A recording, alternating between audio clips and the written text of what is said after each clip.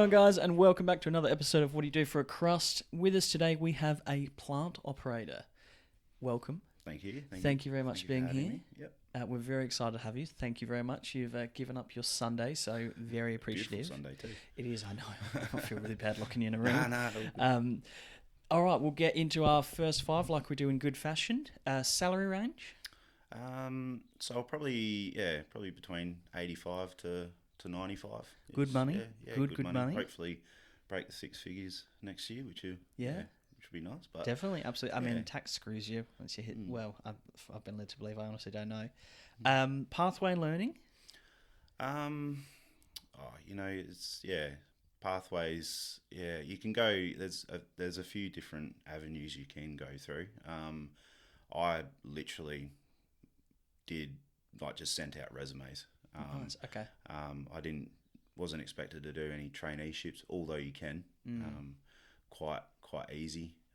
Just sign up and try and find someone to go with, and then or whoever will have you. Yeah. A lot of people actually want experience, which makes it a bit difficult. But I hate those job descriptions, and it's like shit pay. You have to have 10 years experience, and but that's an entry level role, and you go, well, hang on, wait. Yeah, and young. Yeah, they want and you to young, be young and motivated, and we want you to work physically hard. fit. Yeah. Mm. Alrighty. I agree. It's absolutely bloody stupid. Yeah. All right. Pros and cons. Pros are the money. Yeah. It is good money. Yeah. You get to play on big toys. Yeah, very fair. That's one of the best things. 100%. What you get paid for it. To be on big toys when you were younger. So, meet good people. Yeah. Do a lot of different things. Go to different places in Adelaide and all over. So can take you anywhere pretty much. Very fair. Cons would have to be the weather. Yeah. You're very exposed to the elements, kind of thing. Exposed. It's it could be very, very hot, very, very wet, cold, and sometimes you just got to do it. You just got to knuckle in and. Yeah, heat's usually has to be above 38 to 40, and until have we done enough today? We could have a bit of an early minute, and I think rain as well gets dangerous, especially trucks. Yeah, slipping and people slipping. That can be a bit of a bit of trouble there. But no, I think it's you take the good with the bad. Some days you get beautiful days and you're out in the middle of nowhere and you just beautiful scenery. Yeah, just beautiful. Yeah. And we did a bit of work on the beach. So nice. Just in November a few years ago, and it was beautiful. It was, where else would you want to be? You're sitting there going, "I'm getting paid for this." Is exactly. Nice. Yeah. Okay, so I mean, very fair pros and cons. Personality traits, attributes. What kind of person needs to? What skills and attributes, I guess, does someone need to have to get into this kind of position? Well, first off, not many people get to just start off in the industry and get the bum on the seat sort of thing. A term we use, for people that want to operate is doing that. And if you want to sort of, get ahead, you kind of, sorry, I just lost my train. You're right. If you want to sort of get ahead, you sort of show a bit more of a willing to do the bad jobs. Okay. If that makes sense. So you got to put in your time, I guess. Yeah. So you got young lads coming through or young girls coming through that want to be operators, which is what everyone wants to do essentially. Very fair. You got to do your hard yards. You got to get on the shovel. And I think obviously that's your physical attributes. Yeah. You got to be driven. You got to be definitely need to be switched on, I would say. Very switched on. I mean, you're dealing with big machinery. Oh, absolutely. Very easily. And around machinery too. It's not just And what I usually do is I'll get whoever's new on site. I'll get them to hop in my digger and go have a look at what I can't see. You were there before. I couldn't see. I like that. And then, okay. And they get a bit of appreciation. So, I can't see behind myself, or absolutely. I can't see far this point of yeah, viewpoint or vantage. I don't know. exactly. Yeah. Yeah. Okay. So and that's something that I've done with all the new guys and girls, and it's it is a very eye opening sort of thing that I think they get taken aback a bit, but Very good for awareness though. Yep. So head on a swivel, hardworking. Yep. I could imagine you've got to have pretty good like hand-eye coordination. Yeah, absolutely. I mean that comes in time. Like some people pick it up quite quick. Some people have to be on there for a little while to work out how to do things. And I feel some machinery is quite easy to pick up. Operating diggers and stuff like I found that very easy to learn. Yeah. Very hard to master. When you do your final trim, stuff like that. So you gotta be patient, I think, is one of the big things. Like, don't just think you're going to get on there and be an the best in the world. Okay. And put the time in. So patience is a big thing, I think, and that's kind of overlooked in a lot of places. So okay. And the last one was growth opportunities. Yeah. So there's even going from labourer to pipe layer. Which it's a different step in itself. Yeah. Labourers are really the grunts. They're the soldiers. Yeah. Pipe layers would be, your second, your upper class kind of thing, and then you got your leading hands and all that. So you sort of working your way up. Okay. And it's something that I didn't realise until I got in maybe 2 or 3 years, and didn't realise that you can't have one or the other. Like, sorry, you have to have one or the other. You can't have both. Okay. So to do like a leading hand, you can't necessarily be on the machine. It's kind of one or the other, because you've got to be walking, like you've got to go and often check things and make sure everyone else is doing it. You can't do that on a machine. So I found that, and I wanted to do both. I wouldn't have minded, being a supervisor or leading hand or something, but I also wanted to be on the toys. So yeah, very fair. Yeah. Could always be, when you're a bit older maybe, and you're close to retirement and you want to be off the toys and into management and such. Absolutely, yeah. It definitely sounds like there's a good opportunity to grow and a good stepping stone kind of avenue. Yeah. All right. I remember being an apprentice and being that labourer, being the grunt, the shit kicker. Yeah, yeah. And just looking at the person, the operator, going, God, I'm jealous, because they God? were usually in air conditioned cab. Yeah. And it depends on the operator. I got to admit, I would find that sometimes you get a really good one, and then sometimes you get someone that's maybe just is a bit newer. Yeah. And there were some blokes who could literally, particularly being a plumber, we need a grade for most of our trenches. They'd be able to dig in the grade. Yeah. And you sit and you go like, that's skill, that's technique. How long have you been in the industry? So I've been since I was 24, so 8 years ago. Nice. Yeah, Okay. yeah. So long time, gone Long quick. time. Oh, it feels like it. Yeah. I was actually thinking about it on the way over here, and I was like, that's probably one of the questions I'll get asked. And Yeah. I was like, yeah, bloody hell, I've been here for That's nearly a decade. but it's good. Yeah. I've learnt so much, Nice. and I've probably forgotten just as much. So it's a very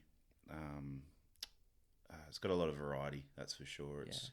It's a good little money maker, I think. Yeah, very fair. I mean, love it. good coin. For the folks at home listening who don't know specifically what a plant operator is, can you give us a breakdown of, maybe what a typical day looks like, the kind of machinery you'd use, for what purposes? Yeah, so I mainly operate a excavator. Yeah. A 30-ton Oh, Komatsu. okay, so, big, good size. Yeah, big girl. Yeah. Yeah. Old, but reliable. But reliable. Yeah. I mean, old isn't always bad. That's it. So at the moment we're doing a bit of work out north, getting ready for subdivision. Yeah. So Yeah.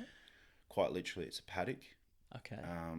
And the initial stages, I assume, I don't go towards that, is the council approval. Yep, get it checked off. Engineers come through and design the actual job. So they do everything from top to bottom. So all your roads, and then everything underneath the road, basically. So what I would do is get to work, sign on, do my pre-start. So check the machine over, grease if I need to, which what I do at the moment is very, very strained on the machine. Okay. So stripping topsoil. Yeah. So to get compaction, you got to take as much organic material as you can, and then either do cuts or fills. So elevating the ground, lowering the ground. Yeah. I don't think a lot of people would think it's that complex, but no, it is. And that's literally me just taking dirt off the ground, off more ground. See, I think if I was driving past in a car, most people are like, oh, he's just playing in a bloody paddock, just digging holes. It would. But quite most literally. people would not be considering, compaction rate, that level of depth, I guess, for Absolutely, preparation for the actual soil. So pretty important work at the ground. It is, but it is mind numbing. So I guess that's one of the cons is doing it. I've been doing the same thing for 2 weeks. Yeah. I've probably stripped about 5 acres Jeez. worth of topsoil, but that gets put to the side, and grass and stuff break down, put to the side, and then later on that will get put back on top of the blocks, housing blocks. So as a bit of a A settler, actually- I guess? yeah, I or guess to so, yeah. And I guess you don't want to have to cut the soil off. It's going to cost money. Yeah, that's right. Yeah. So, and they don't actually build on top of your topsoil either. They'll dig out They'll for dig your out what footings they and need stuff to. like that. Oh, of course, yeah. And rubble and all that. So I actually haven't seen that side of it just yet, but subdivision work is quite new to me. So, yeah. So even after 8 years, you're still learning new stuff. Absolutely, You're still yeah. different jobs. So Yeah. definitely a good bit of variety. Yeah. I think if you spend a day not learning something, it's a bit of a day wasted, really. Yeah, very fair. And it's good. I always remember laying trenches and putting in pipe work or whatnot, and the digger was always very concerned. The plant operator was always very concerned about hitting something like hitting a cable, fiber optic, all those kind of things. Yeah. Have you hit stuff? Or are you coming in prior to those things being in place? No, so we at the moment, if I hit something, it's not my fault, but it it's would not be meant very to be there. Yeah, it shouldn't be there Yeah. because I'm only going down, half a foot sort of thing. So if anything, I have I gone through something? I should have. I would have. It's part and parcel with operating. It's not a matter of if, but when kind of thing. Like it's just Yeah, inevitable. yeah. Because I found a lot of the time we'd call dial before you dig, or we'd have plans, and they wouldn't be where they say they are. They never are. Sorry. You're right. They never are. In They your never experience? are. They never are. It's within Yeah. what they put down. So for yourself then, like, God, that must be bloody frustrating. you get a bit anxious. Yeah. It depends what you're going through. Like I have actually, thinking about it now, I have gone through a gas service. Yeah. In the city.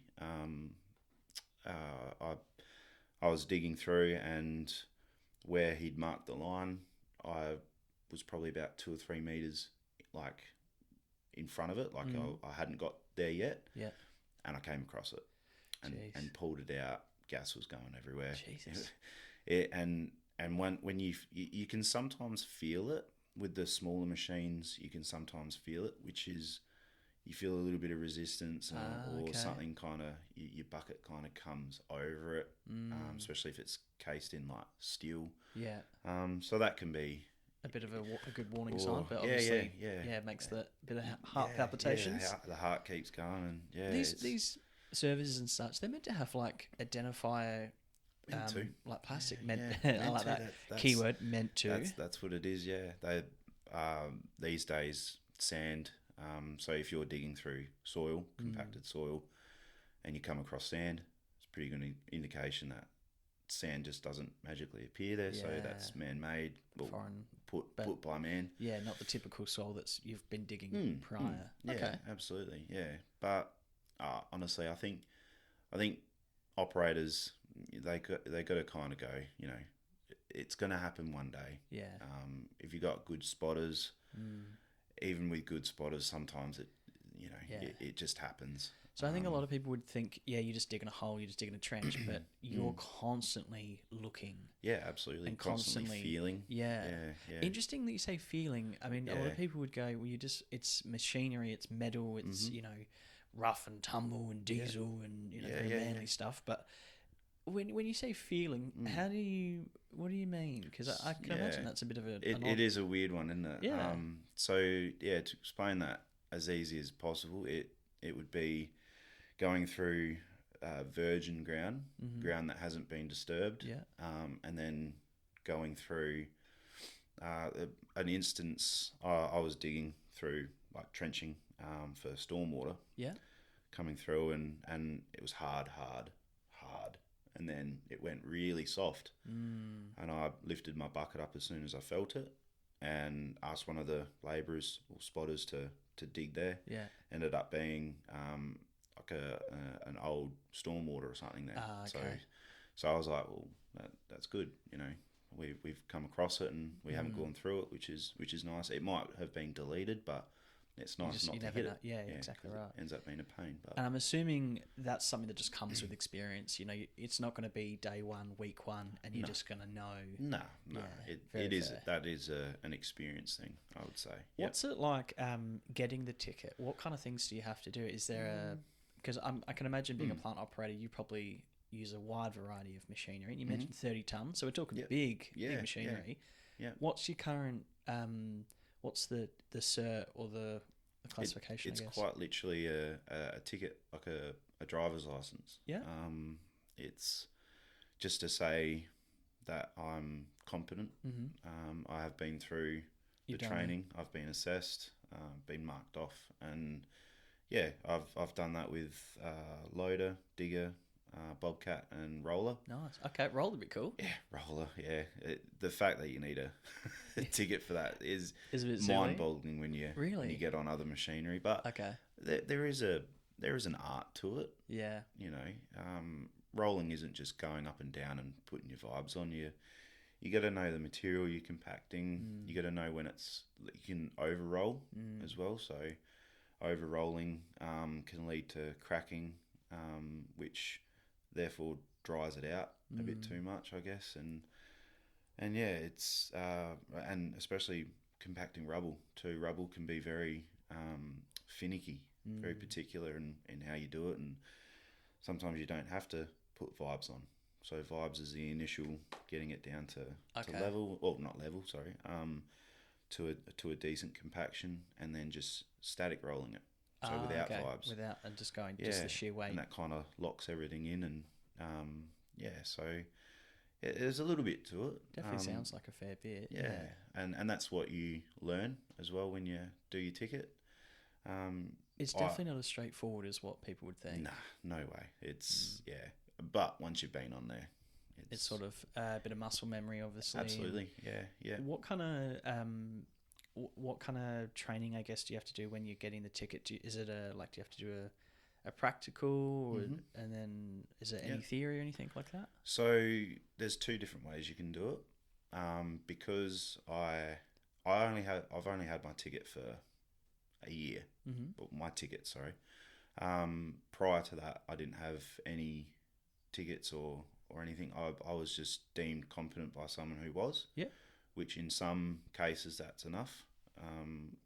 When you work in tier 1 sort of jobs, which is like the hospital. So that was a tier 1 site. Okay. I did a bit of work on that, and they want you to be ticketed. Yeah, okay. Want you to be marked off. Want you to have the different if you're in a paddock, but if you're working, in the city or hospital or something like that. Yeah. Okay. So my first job when I first started was working in a family-owned business, and they were good enough to just, I think it was day one, and I hopped on the Bobcat, and nice. It was an absolute mental case. But I mean, it's fun, isn't it? Just didn't know what I was doing, and everything was so touchy, and I didn't know how to do it. So, all those years, I kind of accumulated the hours, and then I said, finally, I'm just going to go get my tickets. And so I got my old boss to, write off that I've done over 100 hours, and all I had to do was assessment. So Nice. if people can do it from the get go, you Yeah. can do it when you're not even in the industry. So you can sort of go, all right, I wanna be on a Bobcat. So let's go get our ticket. Mm. They'll go through a training and assessment. I think it's a 2-day course, Okay. and so they'll teach you everything, and very thorough. It's a take your time Okay. kind of thing to get it right. They allow you to make mistakes, and because that's what learning is. Exactly. Yeah. Very true. But because I'd already done it all, You'd already done. Well, I was and actually truly 100 in hours. the class with people that hadn't done it before, Okay. and yeah, the assessor came through and said, yeah, all right, mate, you can come through and we'll start doing a bit of assessment. Assuming they sort of see your skill and go, oh yeah, okay, this bloke's been on the machines. Yeah, he knows what he's doing. Yeah, Okay. exactly. And then for your circumstance, and you've done the 100 hours, you've been ticked off. Is it like just a little practical demonstration kind of thing, an Absolutely. assessment? Okay. Yeah. Nice. A lot of paperwork. Yeah. Well, I mean, again, you're dealing with 30-ton Yeah. excavators and rollers and all that kind of stuff. I mean, I can It is, understand yeah. there's a lot of safety protocols and Going through the like machine. your pre-checks and stuff that you were talking about Yeah, before, yeah. and knowing, what to grease and what to look for and not what to look for. And it was quite weird. It was a bit of an eye opener for me, because when you've been doing it, and you check your machine, you clean the filters, you check your oil, it becomes muscle memory. Yeah. It's something that you don't really go, oh, that's what I know. Like, I know that. It's just you're expected to know that because you've been operating it for a while. Yeah. And so when before we, I think the roller was the first thing he wanted to assess me on, and he's just like, what's this? What's this? And I was like, that's a ROPS, like a roll cage protection thing. So if you roll it, it doesn't collapse on you. It'll the Bobcat, same thing. Where's your filters? And I was just doing it because you'd been doing it yeah, prior and being like, oh, wow, I do know a sounds bit like about a good way these to machines. learn. Yeah. So hands-on learning is absolutely goated. Very fair. I Yeah, think. very fair. Yeah. Can I ask, without me being cheeky, Mm-hmm. a lot of people would say you drive past, a construction site, road workers, whatever it might be, I know. and what you're there's, asking. I know, Yeah. right? Sorry, you're like, oh, That's here we fine, go. That's good. I There's like always it. one bloke on the shovel, one Mhm. bloke on the digger, and then 10 blokes just standing around doing nothing. Given that you're now the fella in the digger, Mhm. is that the case? From someone who's actually there, who is doing it, is there normally 10, maybe not 10, but is there normally 10 people around that are just sitting there watching you? There is. It is, but they all do play a part. Yeah. It is. I know, and we always make jokes. Really, like we do make jokes. There's a stereotype in every industry, though. It's just, yeah, it is what and that's what it you know. is. It's the council workers. Yeah. 10 men doing the job of one. But everyone has their role to play. And I think it's a very unfair stereotype because of the 10 seconds that you're driving past, you've got someone leaning on the shovel. No, I used to be that bloke who had just dug, say there's some foreign material, you're a bit cautious. You go, hey, can you just clear that around? Yeah. I'm the bloke who's just dug that, and then I'm taking a rest, and it just happened to be in that 10-second period where you're driving past. And you still got the sweat coming off. Exactly your brow right, and it's bloody stinking hot day, and everyone driving past is in an aircon car. Yeah. No, It's an unfair stereotype. I've had people message me, come past my work site, and be like, "Is that all you do, all day, mate?" And I say, "Oh, literally just dug a meter hole in pretty hard dirt, and now I'm having a rest, and then you go past it." Yeah, 100%. It's Murphy's Law. I think. Exactly right. But going back to everyone around the digger sort of thing, like you've got your labourers who would be quite new. Yeah. You got your spotters who have done the job for a long time. They know what they're looking for. It sounds very simplistic, but they're literally watching ground movement. Yeah. So like feel, like I was talking about before, it's literally you can see it move. So if you start seeing it break away from behind the bucket, then you know that there might be a bit of there's something there. like a space that's a void. A void. That's exactly right. and and to have more spotters is sometimes a good thing, especially if you're around high voltage, low voltage, Yeah. gas, water, anything like that. I think having been in the construction industry, I've definitely seen there's a need for it. It's also good to have everyone in front of you rather than behind you, because you can't see Absolutely. that. Similar to what Yeah. you said about, Yeah. you orientate new people, Mm-hmm. but I'd rather have more eyes on it than less, and hit something and then go, oh shit, well that's That's us right. shut down for half a day or whatever it Yeah. is. Yeah. I would argue that a lot of people don't understand the complexity of your job realistically, because you need to know and understand the machine, you need to maintain it. So it sounds like a little bit of almost mechanics there. Yeah, it is, and I by no means I'm not mechanical minded. Well, I would argue but differently. have I mean, learnt. you know the full, Yeah. you know how to operate these things. You probably know exactly how they run. Yeah, If yeah, you're checking yeah, air I suppose, filters yeah, and yeah. temperatures and fluid levels and hydraulic oil and Yeah, yeah. all that kind of stuff. I mean, that's pretty mechanical. Yeah, to some extent, absolutely. Like I seem to do a fair bit with machinery, so it's just part of it, I guess. And you learn to. I drove trucks for a long time as well, semi tippers, and you sort of get the feel of something's wrong. Yeah. It doesn't feel quite right, and that's when I just pass it on to the actual mechanic and say, look. not And I'll running literally right. go, it's making a noise. Yeah. and oh yeah, I know what that is. And Normally, I mean, Yeah. it sounds really silly describing a noise, It does, but normally it is, oh yeah, okay, it's the belt. Yeah, the belt on these Yeah, go pretty absolutely. often. Okay, yeah, that sounds right. Normally, there's justification in the noise that it makes. It sounds silly, but it I does definitely sound agree. silly. And they do have a bit of a giggle and Yeah. and that. But it helps them. It helps them does. do their It job. absolutely does. And it's something that you have to be pretty mindful. Hmm. So if you're operating it and something doesn't feel quite right, then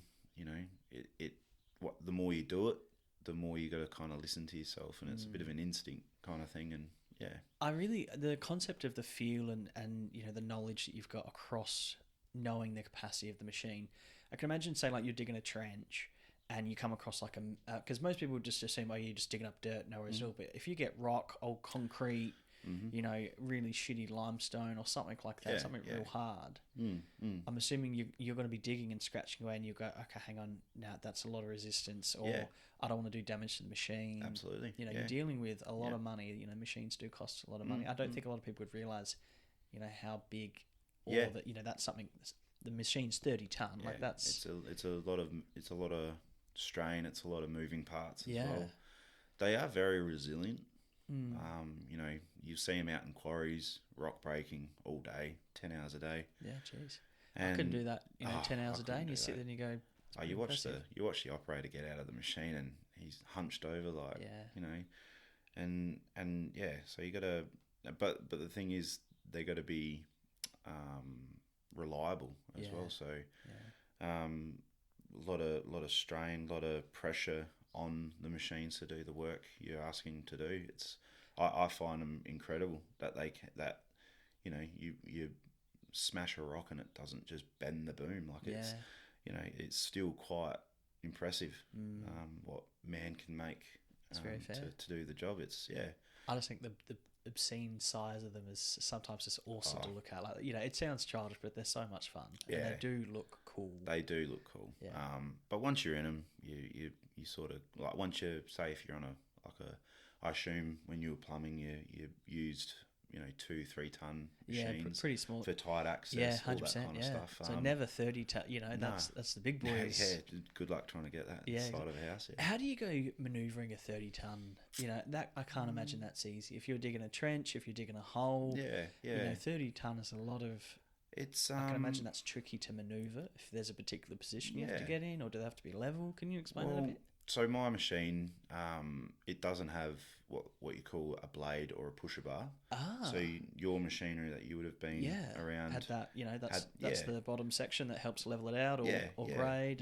And So you've got to do it all by bucket. So you got to do it all. Yeah. So you either say if you're on a bit of an angle, you dig your bucket. So you dig a stretch with your trench, dig it, and then just turn around and sort of put it behind you, and then lift.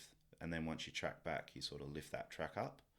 And so you sort of level yourself out by using the dirt that you're digging out. So you not only are you moving the soil to dig a trench or to level or whatnot, but you're then having to almost prepare the soil that you're about to then have to prepare. If you know what I mean. So you're going to make sure yours is it's safe for you to operate as well. So it sounds like there's a lot of soil prep just to actually do the job. Yeah, there is, and when you're you're governed by time, it's you got to spend a bit of time to prepare yourself, or a lot of prep work beforehand before you can actually start digging. So there is a lot to it, and everyone has different ways of doing it. Whatever works well for you is completely an individual preference, and I've done a lot of like road work, so you don't necessarily have to get yourself level because you're already quite level, but when you're on subdivisions, stuff like that, and you're trying to maneuver and go through blocks that have already been cut to level, and you got a metre drop off or a half a metre drop off, and you got to get yourself on a weird sort of and you don't have that blade to, because I would use the blade all the time. They're very, very handy, and some big machines do. But your machine's that big that it doesn't have one? No, it doesn't, which I've always wondered why they don't have that. But it's probably bloody heavy, and I don't know if they make them that big. Well, yeah, I don't think they do. I have seen 20-tonners have one and thought that was fantastic, and then seen 20-tonners that don't have them. So by the same make, Hitachi, I've been around 20-tonners that don't have a pusher blade, and some that do, and just think how unfortunate they don't, because it does, and leveling things out to push and essentially use it as a dozer is that's very handy. That's what we would do. I mean, by no means, I think particularly when I did operate a few of them when I was younger, and particularly the fellas that I would work with would nowhere near have the precision that I can imagine you would. How do someone, you mentioned time crunches. Yep. How does someone quote for that? Because you don't know what soil you're going to find. It's not like they do soil testing or drilling or coring or anything. They do. Okay. Yeah. So that's part of it. Obviously, like sometimes you won't get soil tests that go 3 or 4 meters into the ground. So when you do a sewer, you're at quite a decent depth at 4 or 5 meters, depending what area you are, depending how much flow you've got to get from one part of the job to the other. So what might be quite nice on top, you end up going through some pretty hard stuff.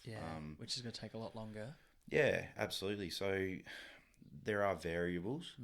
So I think not getting in it too much, because it's a bit of a grey area for me. I don't know too much about it, but when you first initially quote for the job, they'll do all their soil report, what soil, what the reactive.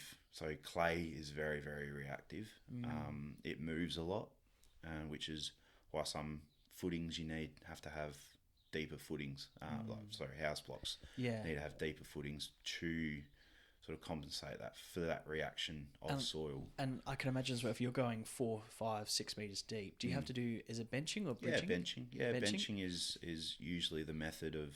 And for those of us that aren't aware of what benching is, could you give us a quick explanation? So it's a safety. So you can't.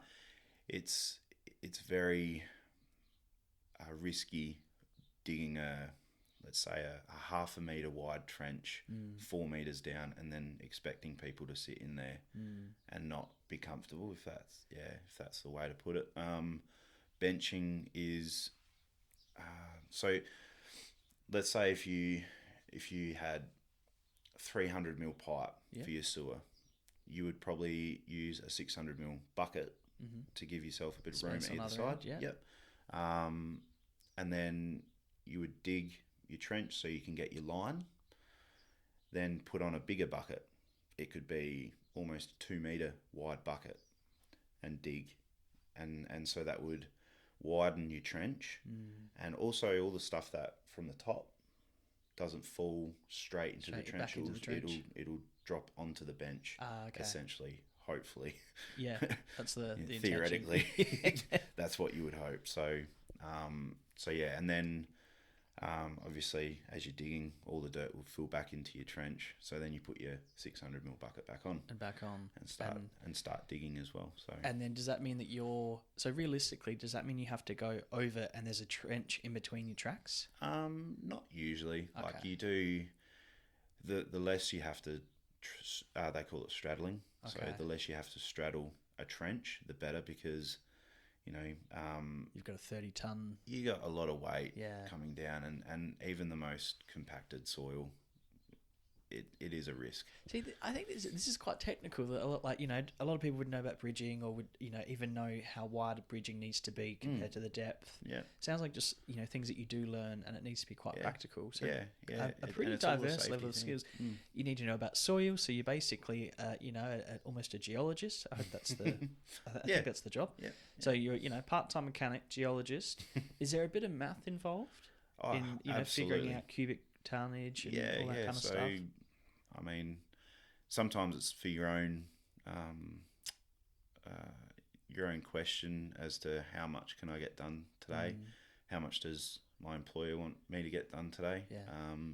If I'm doing, I don't know, 5 meters of trenching at 20 meters an hour or something like that, it's Yeah. like, well, how many meters can I get done in a day? And But if you've got a shitload of big rock or something, then that I can imagine you've got this perfectly lovely dug-in trench, but then you get a big rock, so then the rock might be wider than the trench or the bucket width. Absolutely. So then that's got to make it, and probably going to make it a little bit more unsafe. And it has to go.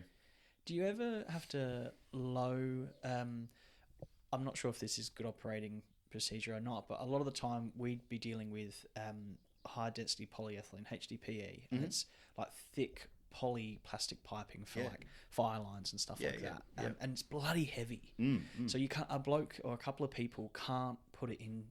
So we would have to drop it in with the excavator. Yeah, absolutely. Do you have to do that as well? Absolutely. Yep. So I think again, it's so much more than just digging. I think most people wouldn't give a plant operator as much respect because they go, "Oh, you're just digging a hole." Once you know how to do it, But it sounds like every day there's more complexities or new challenges. Absolutely. Yeah, and it's a different sort of type of operating as well. It's very it's fine. It's delicate when you're lowering in pipe, especially because we do you're like 450 up to 1200 mil RCP, which is reinforced concrete pipe for your stormwater. So again, a lot of weight. A lot of weight. I think maybe 200 kilo each pipe, or up to a ton, depending how big they can be. It will look very dodgy from an outside perspective when you're essentially lowering it not over people but around people. Yeah. So the ideal situation is you sit next to a trench with your digger and you slew over to grab the pipe and slew back. It's not the case.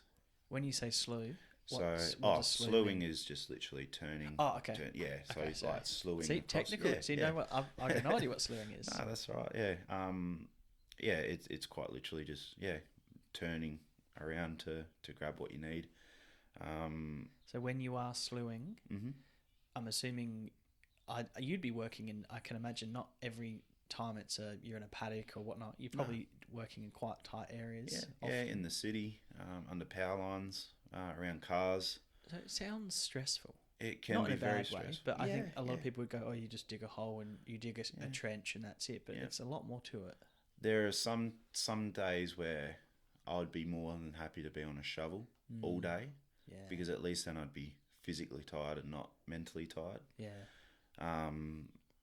Just a quick thing, when I got my truck license, I think I slept as soon as I got home because it's just everything was happening, and you don't realise what is involved. So, but yeah, going back to the laying pipe, it's you gotta really trust your labourers as well. Trust.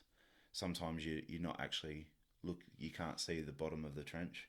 Okay, so you can't even see what you're doing. So half the time, and that's why you rely on Well, that's why you have to have. So the joke of those 10 blokes standing around, there's a reason why they're there. And absolutely. You notice as well that a lot of the time they're standing in a group, but they're not standing like right next to each other. They're usually standing to get different viewpoints. I think a lot of people don't consider that. Yeah, so because you physically can't see what you're digging. In the trench, you can. Okay. More so when you're laying pipe, you're on the side. You're not looking up the trench. When you're laying pipe, half the time you're off the side. And so say if you've got a 2 meter trench, you can only see a meter down. Yeah, okay. So you've got to. That's why you just everything's nice and slow, nice and smooth. You can't be jolting it. You can't be lifting it up too quick or not paying attention to what people are saying. It's and generally there's people not only looking down, they're looking up. So trees, power lines, things like that. It's a lot to consider. It is. So almost mechanic, almost geologist, a bit of dogger / rigging in there as well if you're lifting in pipes. So it sounds like a lot more than just digging a hole, let's be honest. Yeah. Have you ever, a bit of a sidestep here, have you ever, given, the complexities of what you're doing, have you ever considered, like, is FIFO something you've considered on the mines? Because, there's that, you hear there's the appeal of the big coin and that, which you're already on good money now, but as in, you hear that they're earning, ridiculous money, but... It is very, very attractive. Fortunately, I have a lot of friends in mining. I have a few family members in mining, and they've always given it to me straight. You get paid well, but you're away from family. You have to work for it as well. Oh, absolutely, so... It's 12-hour days, and that's literally working. It's not to mention half your crib huts and sites are away from the mine itself. So it could be an hour of travel either side, and it's a very and they do pay very, very, very well, and meals provided, all that. It's got its perks, but it sounds like you're on a good wicket now. So I get to go home every night to my bed, unless we do a bit of work away, which is really nice. Like bit of a change. We work up north, and it's a heritage town, and so we do reinstated curbing, floodways, which I don't know if you love your history. No, but go for it. Yeah, it's a place that was established back in the mid 1800s, and they've still got structures and that buildings from the 1800s, and they're still incredible. They're still there. It's we had to do a few culverts, which is a sort of like instead of drains, a culvert is more so the traditional sense is your square drains instead of round drains. These ones were technically culverts, but they would have let the bullocks run under the road. So when they were droving them through the mid north, they'd be able to go under the road and everything. So, and we had a look at them. We had to fix a couple up, and these are big, massive stone blocks that how a man could lift them. Yeah, back in the 1800s. We were using slings and everything with our diggers, and how would they have done it? And everything was just perfectly level. Hard work, dedication. I sort of went off on a bit of a thing then, but we do get that away sense, and maybe a month at a time, and that's when it starts getting a bit too. I mean, you can't put a price on your own bed. The creature comforts of home. Absolutely, everything is where you like it, and all those kind of things. You mentioned 12-hour days with FIFO. What's a standard plant operator day look like, as in time wise? Is it? Can imagine probably in the heat, in the warmer months, it's early starts. 7 o'clock Yeah. is usually your start time.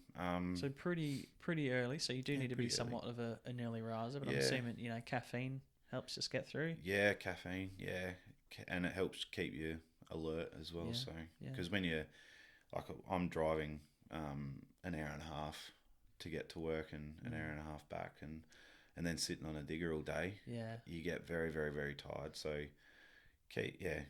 drink water, have a few coffees here and there, and just.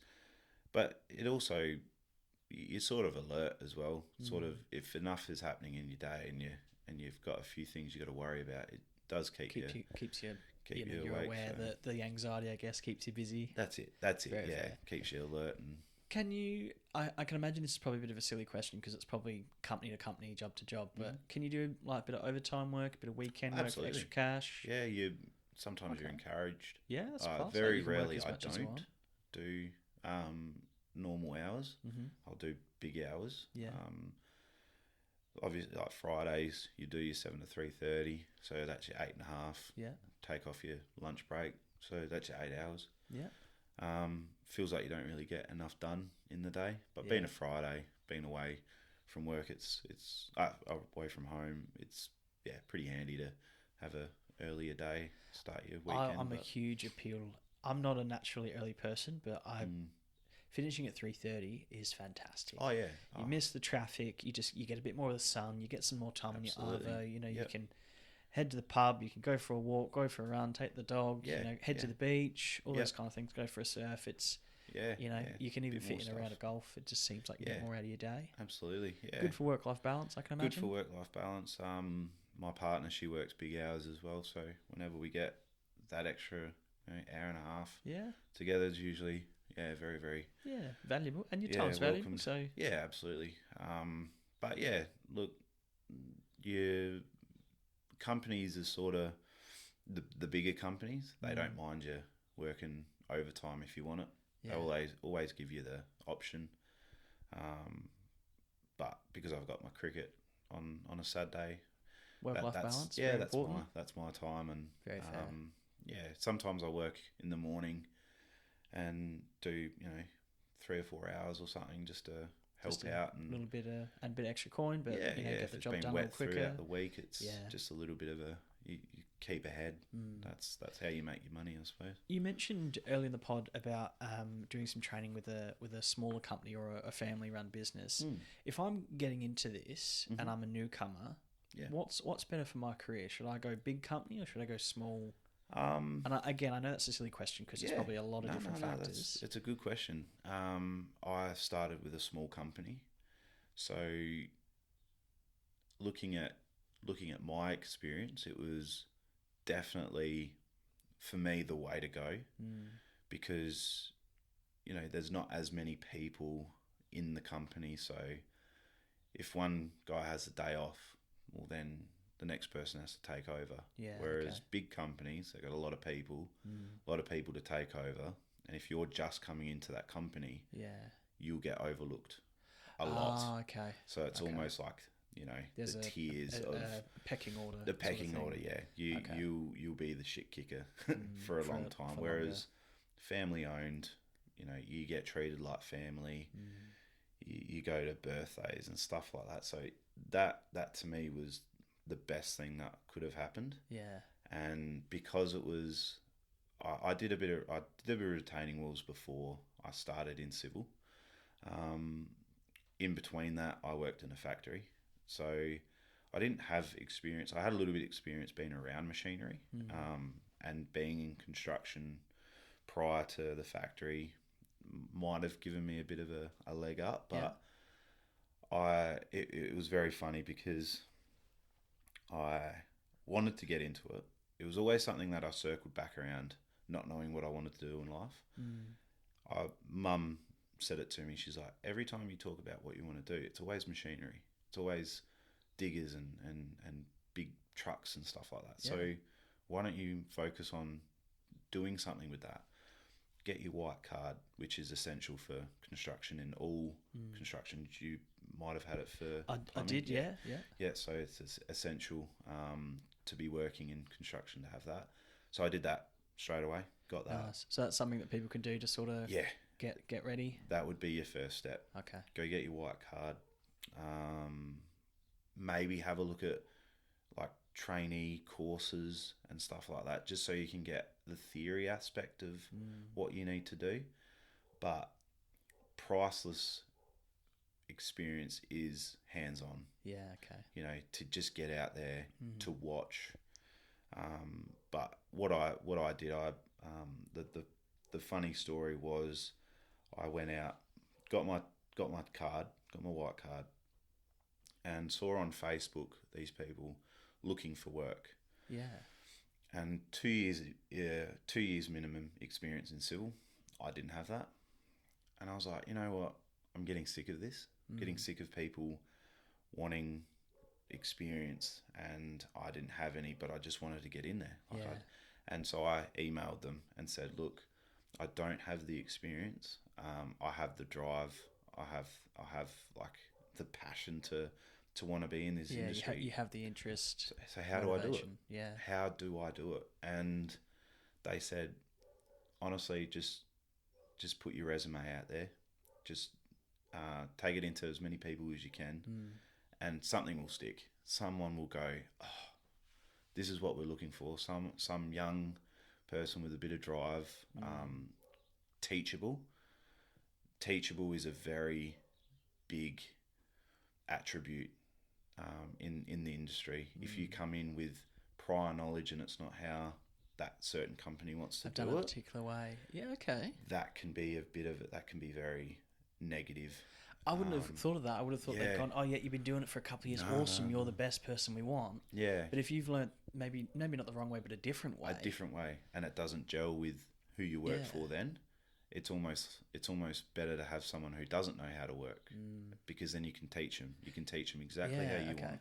I very much admire you for emailing them. I think a lot of, not just young individuals, but individuals that are thinking of doing a career change are hesitant to make that leap. You know, there's a lot of pressure that's put around careers. It's your income. You know, most people have a mortgage or rent or bills to pay. I mean, we've all got bills. And whether you've got dependents or you're stuck in a financial situation where money has to keep coming in, it's hard to make that leap. It is. So it's great that you had the initiative to go, all right, well, I'm just going to ask them. And I'd been working at the factory for a while and just wanted to change. The first thing I thought of was it was real estate, to be honest. Yeah. I wouldn't have minded being a real estate agent, but I mean, you're still young. Never know. If you do, I want you back. You've got to come back, and we'll do a separate episode on being a real estate agent. But I mean, you're very personable and very easy to chat to. I can imagine you've been a good real estate agent. I think it was. I was in hospitality when I was younger as well. And enjoyed that. I didn't necessarily like the work because it was weird hours. It is weird hours. But talking to people was always just a like for me. I don't get to do that much in plant operating. You read my mind. I was actually going to ask you. Do you get? Are you often working in crews, or can it be quite solitary? I think it's. I don't get to talk to many different people. Whoever I talk to are very like-minded. Okay. All from different walks of life. Yeah. So you can get a bit of variety there, but they're all like-minded. You've all got the same humour. It's got the same experiences in that industry. It's something you always listen to people when they're new. They're like, we used to do this, and I've done this before, and so you get a bit of an idea of what the person's like, but I will never get to talk to an accountant or a lawyer or anyone like that, a pilot or something like that. It's not. You get different people from different walks of life, but I don't get to try and make that connection with someone that's completely different to me. You never know. Yeah, but it is good. You do talk to people, but doing what I do, I probably have one or two people I talk to for the day, and then you come in for lunch and talk to everyone. So, yeah, very fair. But yeah, it is it is a good industry for networking as well. You know, someone knows someone that, you know, you Yeah. might need a shed built. And I was gonna say- my cousin does shed building. I was thinking about transferable skills. I mean, you being able to operate, I would argue, 8 years in the industry, you've got all your tickets. I can imagine you know how to operate an excavator probably with your eyes closed, let's be honest. have been. I can imagine how many people have you got going, hey, do you want to give us a hand doing some landscaping, or we're going to, I'm sure, like, pretty transferable skills, very handy. Yeah, absolutely. To know, you can move a lot of soil, all that kind of stuff, very, very handy. Yeah. It's one of those things that, if you've done one thing, you generally can do the other.